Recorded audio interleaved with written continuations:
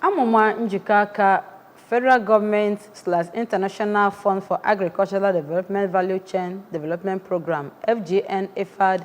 VCDP akpọkuola steeti ndị na-eritere na ebe a n'ala Nigeria ka ha mee ka njikọ aka ha tọọ atọ site n'ịna-akwụ ụgwọ nke rubere gọọmenti ịkwụ akpọrọ Government Cash Counterpart Contribution GCCC etu na mgbe kwesịrị ekwesị.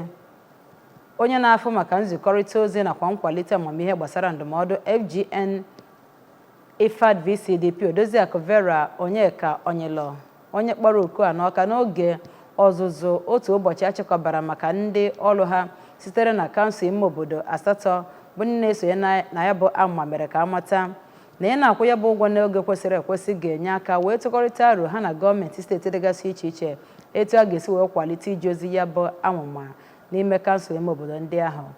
Onye nta akụkọ anyị n'ihe gbasara ọrụ ugbo bụ Chibụzọ Obidike kọrọ akụkọ a n'uju.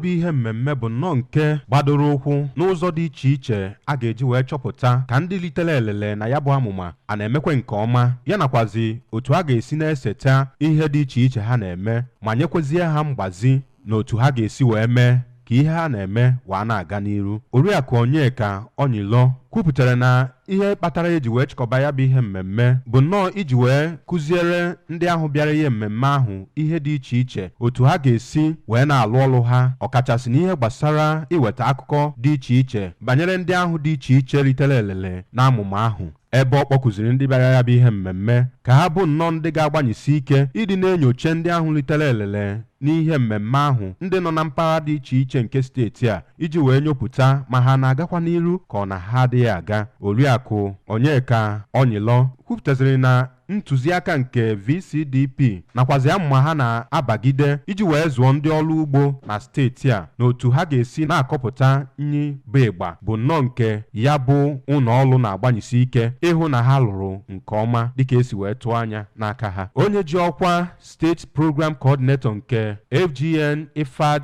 VCDP bụ Maazị Nnamdi Agụncha kwupụtara na ebumnobi ha bụ iwulite akụkọ dị iche iche a na-eweta maka ndị ọrụ ugbo na-elite elele na ya bụ ama gọọmenti ji enye ndị ọrụ ugbo nkwado ọkachasị n'ihe gbasara otu ha si eme ka ha na-eme ọfụma ka ọ na ha dị eme. Maazị Agụncha onye ọ bụ onye nọchite anya ya na ya bụ ihe mmemme bụ onye ji ọkwa steeti Knowledge Management and Communication Officer bụ Maazị Henry Anagba ọsọ rụtụrụ aka mkpa ọ dị na a ga-enye ndị ahụ na-achịkọba akụkọ banyere ndị litere elele na ya bụ amụma ọzụzụ dị iche iche otu ha ga-esi na-achịkọba akụkọ ha ma na-etinye akụkọ ndị ahụ ka ha wee nwee ike wee jiri ya rụọ ọrụ n'oge na-abịa n'ọdịnihu. Ka a na-agba ya ajụjụ ọnụ, otu onye n'ime ndị bịara ya bụ ihe mmemme nke si mpaghara Ọka North bụ Maazị Paul Ifezulike gụpụtara ihe dị iche iche na-echere ha aka mgba n'ọrụ ha ndị gụnyere enweghị ezi nchekwa, enweghị nkwado dịka ego ụgbọala na ihe ndị ọzọ ha ga-eji na-eje n'ime ime obodo ahụ ebe ndị ọrụ ugbo ahụ nọ iji wee nyochaa ihe ha na-eme ka ọ na-agakwa nke ọma. Dịka ha si wee kọwaa, ndị ọzọ so wee bịa ya bụ ihe mmemme ndị gụnyere Maazị Izuchukwu Mbachụazịa onye na-akọpụta akpụ na mpaghara Azịa